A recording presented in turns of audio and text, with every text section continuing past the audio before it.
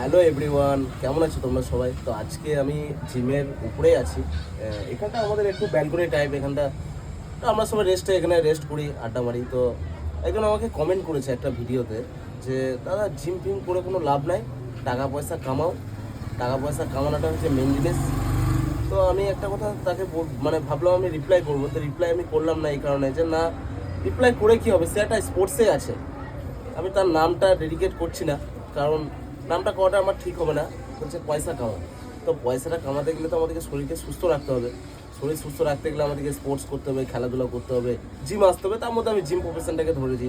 জিমে আসি, আমি ওয়ার্কআউট করি, ভালো লাগে, মাইন্ড ফ্রেশ হয়, একটু শরীরটাও ফিট থাকে। তো যারা যারা আমাকে কমেন্ট করো, আমার ভিডিও দেখে মোটিভেট হও যে না, ওয়ার্কআউট করা দরকার, জিম আসা দরকার, তাদেরকেও থ্যাংক ইউ। আর যারা ভাবো যে জিম বেকার জিনিস, তাদেরকে আমি আর কি বলবো, তাদেরকেও বলবো থ্যাংক ইউ। তোমরা যা ইচ্ছে করো, কোনো অসুবিধা নেই। তোমাদের নিজের লাইফ ভাই, তোমরা নিজেই বুঝবে।